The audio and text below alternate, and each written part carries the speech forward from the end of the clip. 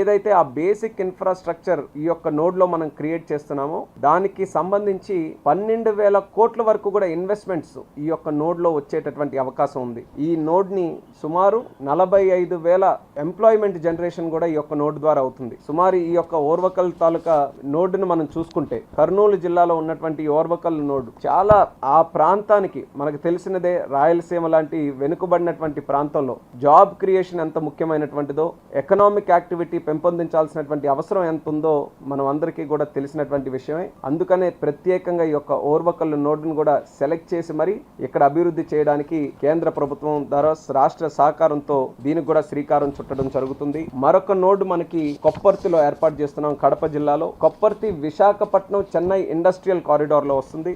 ఈ యొక్క నోడ్ కోసం సుమారు 2,595 ఎకరాలు దీనికి కూడా కేటాయించడం జరిగింది. మరి ఈ యొక్క కార్యక్రమం ద్వారా ఇక్కడ NICDIT ద్వారా సుమారు 2,137 కోట్ల రూపాయలు ఈ యొక్క కొప్పర్తి నోడ్ లో ప్రభుత్వం ఖర్చు పెట్టి అక్కడ ఇన్ఫ్రాస్ట్రక్చర్ అంతా కూడా చేయడం జరుగుతుంది. ఈ ఇన్ఫ్రాస్ట్రక్చర్ ద్వారా ఇక్కడ రావాల్సినటువంటి ఇండస్ట్రీస్ ఏదైతే మన కొప్పర్తి నోడ్ ఉందో అక్కడ renewable energy, engineering, chemical, metallic and non metallic, textile and auto components ఈ యొక్క మ్యానుఫ్యాక్చరింగ్ సెక్టర్ మీద దృష్టి పెట్టి ఇక్కడ ఈ 2,137 కోట్ల రూపాయలు అక్కడ కావాల్సినటువంటి బేసిక్ ఇన్ఫ్రాస్ట్రక్చర్ ఆ నోడ్ డెవలప్మెంట్ కోసం మనం పెడితే సుమారు 8,860 కోట్ల రూపాయల వరకు ఇన్వెస్ట్మెంట్స్ ఇక్కడ వచ్చేటటువంటి పరిస్థితి ఇక్కడ ఏర్పడుతుంది. అలాగే సుమారు 54,500 వరకు కూడా ఎంప్లాయ్మెంట్ జనరేషన్ ఈ యొక్క నోడ్ ద్వారా ఇక్కడ క్రియేట్ అవుతుంది. మనం చూసుకుంటే ఎప్పటి నుంచో ఈ కడప జిల్లా కానీ, కర్నూలు జిల్లా కానీ, రాయలసీమ జిల్లాలో గతంలో ఎన్నో సందర్భాల్లో దీని గురించి చర్చించుకున్నాం. అక్కడ చాలా పొటెన్షియల్ ఉంది.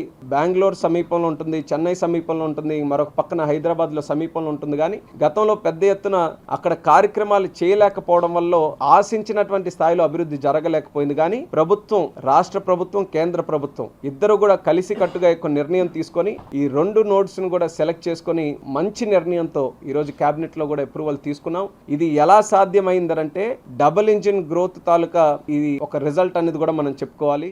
పోలవరం ప్రాజెక్టుకి సంబంధించినటువంటి 12,000 కోట్ల రూపాయలు కూడా ఈరోజు అప్రూవల్ చేసుకొని అది కూడా శ్రీకారం చుట్టడం జరిగింది. సో ఈ 2 కార్యక్రమాలు ఆంధ్రప్రదేశ్ రాష్ట్రానికి చాలా ముఖ్యమైనటువంటివి. గతంలో కూడా చంద్రబాబు నాయుడు గారు పోలవరం ప్రాజెక్టును పూర్తి చేయాలన్న ఆలోచనతో ఎంతో కృషి చేసి 2014 నుంచి 19 వరకు ప్రాజెక్ట్ని సుమారు 74% వరకు పూర్తి చేస్తే జగన్మోహన్ రెడ్డి ప్రభుత్వం వచ్చిన తర్వాత ఆయన తీసుకున్నటువంటి తప్పుడు నిర్ణయాల వల్ల ఈరోజు ప్రాజెక్టు కూడా పూర్తిగా వెనక్కి వెళ్ళేటటువంటి పరిస్థితి ఏర్పడింది. మళ్ళీ దాని తాలూకా ప్రత్యేకత తెలుసుకొని మరి కేంద్ర ప్రభుత్వం, రాష్ట్ర ప్రభుత్వం, రాష్ట్ర ప్రజల్ని దృష్టిలో పెట్టుకొని అది ఒక కేంద్ర ప్రభుత్వం ప్రాజెక్టు కాబట్టి దాని మీద కూడా సానుకూలంగా స్పందించి ఇమీడియట్ గా దానికి కూడా ఈ రోజు కేబినెట్ ద్వారా అప్రూవల్ చేసి 12,000 కోట్ల రూపాయలు శాంక్షన్ చేయడం జరుగుతుంది. వీలైనంత త్వరగా చంద్రబాబు నాయుడు గారి తాలూకా ఆలోచన ఏంటంటే నవంబర్ కల్లా మనం పనులు అక్కడ తిరిగి స్టార్ట్ చేయాలి. సీజన్ మనకి మళ్ళీ వర్షాకాలం వచ్చే ముందే చాలా వరకు కూడా అక్కడ ఉన్నటువంటి కన్స్ట్రక్షన్ మనం స్టార్ట్ చేసి